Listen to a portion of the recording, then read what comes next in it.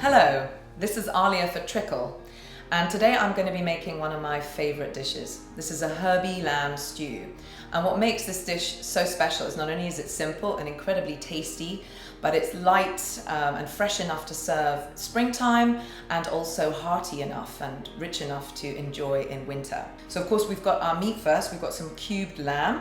I've chosen a leg of lamb. I prefer a leaner cut of meat. But you can use shoulder. I have kept a little bit of fat on some of the pieces because of course that is where the flavor is in the meat.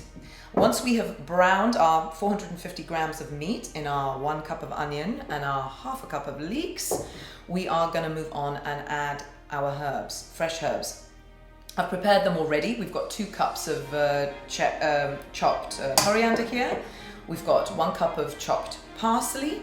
We've got 1 cup of chopped chervil. You can also use chives here if you don't have chervil, and half a cup of dill, chopped dill. There's a couple of ingredients here you also may not recognize. One is these, they're called black-eyed peas. I've soaked them overnight so I can add them immediately into the stew. And we also have some dried limes.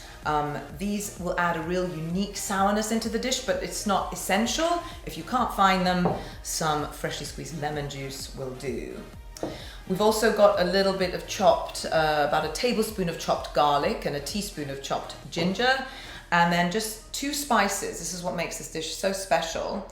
We've got a teaspoon of turmeric here, which is going to add an earthiness and a beautiful color into the dish. And we also have some fenugreek seeds, which I've already toasted and then I've ground. Really important to toast them, both for flavor and also to make it easier for you to crush them. Once we have added our herbs and the beans and the limes, we are going to add some stock into the stew. I've chosen a chicken stock. It's lighter. If you use lamb stock, it makes the dish a little bit too heavy. And then at the very end, we're going to add some English spinach or baby spinach.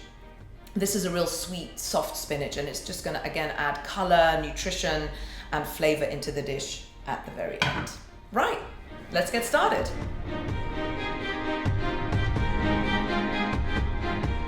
Okay, so we're going to actually start cooking the lamb. I've already heated up the pot. It's important that it's hot before you add the oil.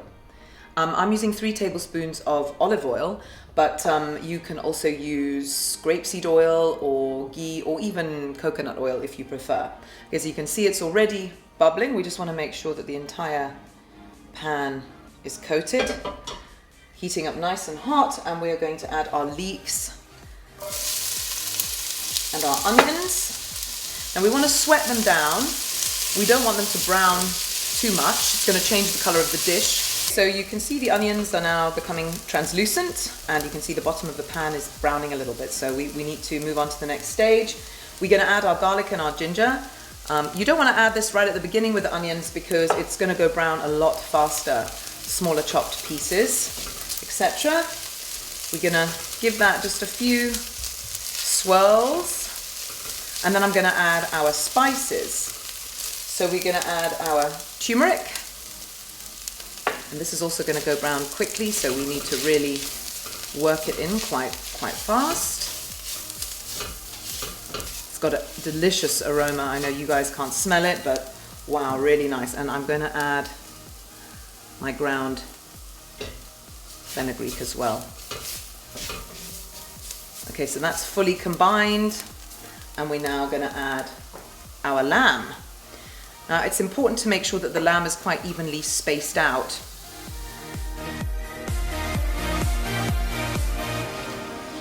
Right, so we've browned our meat nicely, and next we're going to add our pre-soaked black-eyed peas, about a cupful. These are going to cook nicely and slowly with the lamb. And we're also going to add our dried limes. I would normally use 2 for this size of dish, but these are quite small, so I'm actually going to use 3. Now they're quite stiff and hard, but they're going to soften as they cook in the stew and release that nice, sour, gentle flavor I was talking about.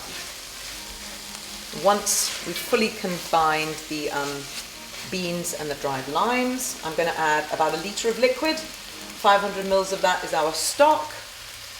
I'm going to turn the heat up a little bit now, just so that we make sure we can bring this quite rapidly to a boil. Add the rest of our fluid. It might look like quite a lot of water, but what you have to remember is those beans were only pre-soaked. They need to cook. Okay, once the lamb stew has started to bubble, you can see it's cooking nicely. We're gonna add all our fresh herbs, all in one go, just like that. And a teaspoon or a generous pinch of sea salt. I've used non-iodated sea salt. Okay, we're going to mix it all in, bring it to a boil, and then reduce it to a simmer, cover, and we're going to leave it there for about 45 minutes to an hour, and you want it just to be cooking really, really gently. Right, so you can see our herbs and lamb have all reduced into this nice thick mixture here. It's got a nice dark green color. These are the dried limes. Really what you want to try and do is squish them up against the sides of the pan. They'll release some of their sourness into the dish. Now, whether you've used the limes or not, I like to add a little bit of extra lemon juice into the mix. Right, so we're adding our spinach. Again, if you can't get hold of this nice soft baby spinach or English spinach, then use the top of the normal spinach leaves, the darker spinach leaves. This doesn't take long to cook, this spinach.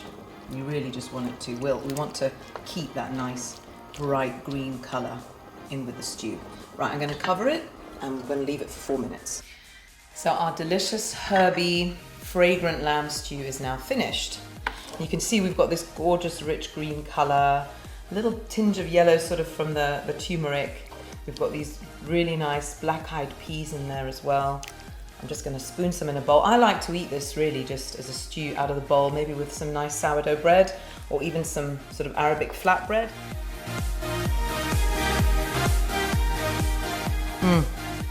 So good. It's such an unusual combination of flavors. You wouldn't normally get that in the West, where they would put lemon juice with lamb and beans and spinach, and the combination is just sublime.